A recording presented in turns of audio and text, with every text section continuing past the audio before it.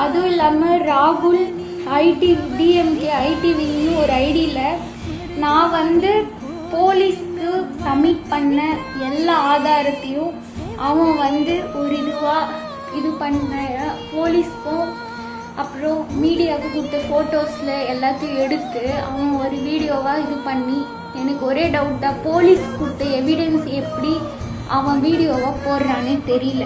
இன்னும் அக்யூஸ்டை பிடிக்கவே இல்லை, தெய்வ செயலை பிடிக்கவே இல்லை. இன்னும் எவ்வளோ ஆதாரம் தான் நாங்கள் தர்றதுன்னே தெரியல. அந்த மாதிரி வீடியோவில் எல்லா மீடியாக்காரங்களும் என்னோட வீடியோவை ஃபேஸை பிளர் பண்ணி தான் போடுறீங்க. ஆனால் அவன் இப்போது என் ஃபேஸை அப்படியே போடுறாங்க. டிஎம்கே ஐடிவி ராகுல்னுன்ற ஒரு ஐடியில் என்னோட ஃபேஸை அப்படியே தான் போடுறாங்க. ஒரு பொண்ணு தைரியமாக கம்ப்ளைண்ட் கொடுக்கறதே அரிதுன்னு சொல்கிறாங்க. ஆனால் எனக்கு ஃபஸ்ட்டு இருந்த தைரியம் இப்போ இருக்குதான்னு பார்த்தா அது சுத்தமாக கிடையாது. தப்பு பண்ண தெய்வ செயல் சந்தோஷமாக சுற்றிட்டு இருக்கான்.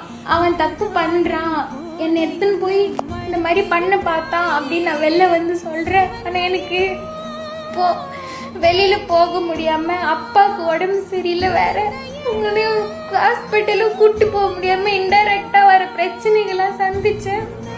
போலீஸ்காரங்க வீட்டுக்கு வராங்க, ஃபோட்டோ எடுக்கிறாங்க, ஆனால் எந்த ஒரு நடவடிக்கையுமே எடுக்க மாட்டேன்றாங்க.